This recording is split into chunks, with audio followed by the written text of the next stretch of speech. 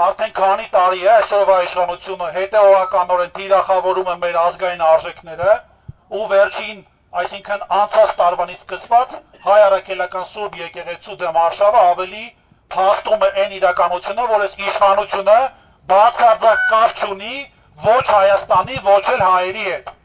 Իրենց հիմնական նպատակը մեր ազգային արժեքների ոտնահարումն է,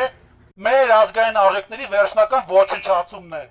Ես չեմ ճանաչում մի հայի, մի սովորական հայի, ով երբևէ իր կյանքում կարող է այսքան ստորացնել եւ գետնով տալ մեր ազգային արժեքները։ Սամվել Կարապետյանը իր ամբողջ կյանքի ընթացքում նվիրված է եղել հայ ժողովրդին, Հայաստանի Հանրապետությանը, չի կարող բերվել մեկ օրինակ, որտեղ Սամվել Կարապետյանը կարող է դիտարկվել ինչ-որ բացասական կերպարի ներքո։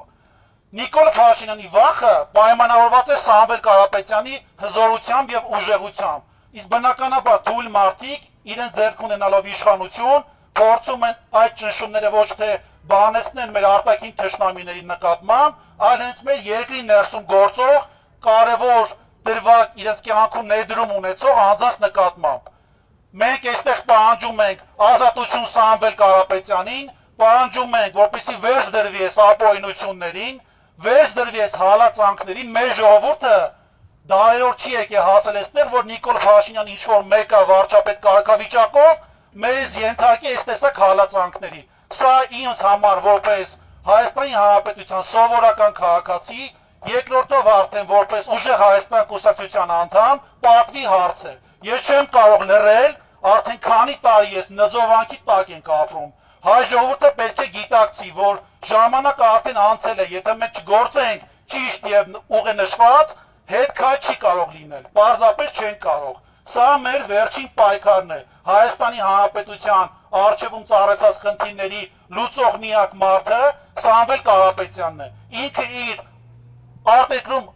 կապեր ունեցող գործընկերների հետ, որոնք ուժային նաև հնարավորություններ ունեն, կարող են էական փոփոխություն անել եւ ազդել Հայաստանի այսօրվա իրականության վրա։ Շատ է շահարկվում Սամվել Կարապետյանի դերակատարությունը պայմանավորված Ռուսաստանում, այստեղ նույնպես արձագանքը շատ պարզ է, այդ մանիպուլատիվ ու սուտ կեղծիք տարածող տեղեկատվությունները արդեն շուտվանից ազդեցություն չունեն։ Սամվել Կարապետյանը ամբողջ աշխարհում մեկ ունի շատ լայն հնարավորություն ու կապեր, ոչ միայն Ռուսաստանում, Արաբական Միացյալ Էմիրություններում, եվրոպական մի շարք երկրներում ու ամենակարևոր ընդգծումը, որ ուզում եմ անել, ինքը միակ ազգային,